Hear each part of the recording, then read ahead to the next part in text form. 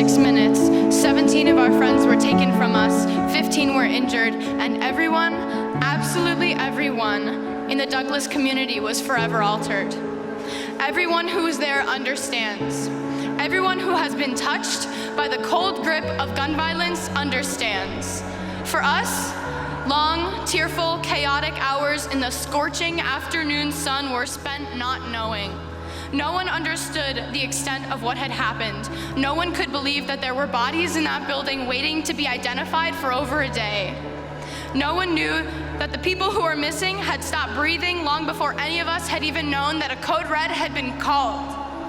No one could comprehend the devastating aftermath or how far this would reach or where this would go. For those who still can't comprehend because they refuse to, I'll tell you where it went. Right into the ground, 6 feet deep. 6 minutes and 20 seconds with an AR-15, and my friend Carmen would never complain to me about piano practice. Aaron Feist would never call Kira Miss Sunshine. Alex Schachter would never walk into school with his brother Ryan. Scott Beagle would never joke around with Cameron at camp. Helen Ramsey would never hang out after school with Max.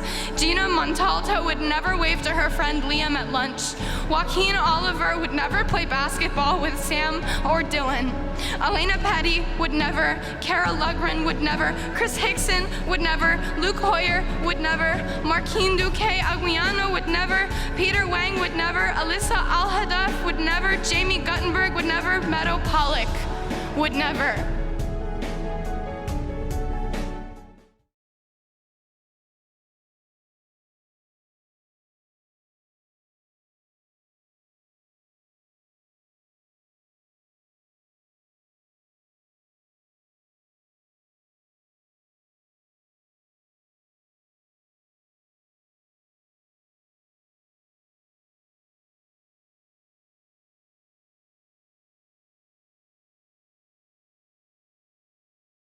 And teachers and coaches, exactly like so many of you here, were gunned down in Parkland.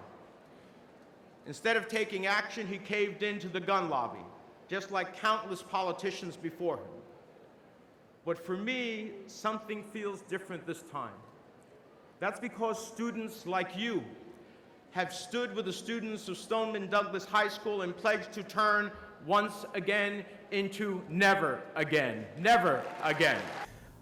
On the one hand, I'd want it because I'd want to be able to protect my kids, my students in my classroom and myself.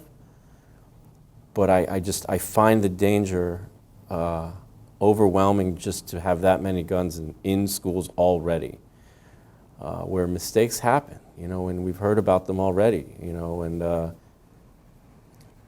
I've read many articles where the gun that was there to protect was the one that actually wound up hurting. People with mental health disorders, they typically don't engage in violent behavior. And I think it's really, really important to advocate and get that message across, because there's already such a huge stigma around mental health. So then to kind of add fuel to the fire, oh, now, mental health individuals are these violent people, evidence strongly suggests that that's false.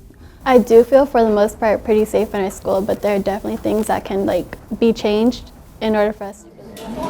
I believe everyone should have the opportunity to own a gun as long as they can pass the background check.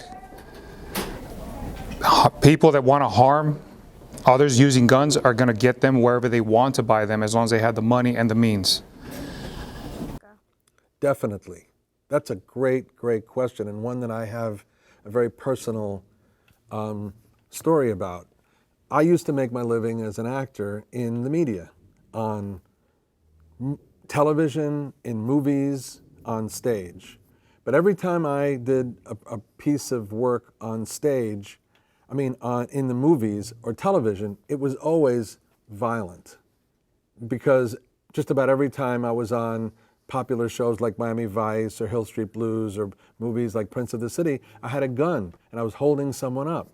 And I didn't have the heart to tell this young person that unfortunately, not only is media violence so prevalent, and yes, that it does normalize violence in society, but so many of the instances of people who are violent in the media are people that have brown skin or darker skin. So yes, I definitely think that gun violence and violence in society is a direct reflection of images that people are constantly getting bombarded with in the media. Absolutely. I think they should be as involved as they want to be. They're the future voters, the future leaders. The more involved they get earlier, I think the more they can do later in their lives. I think every voice counts.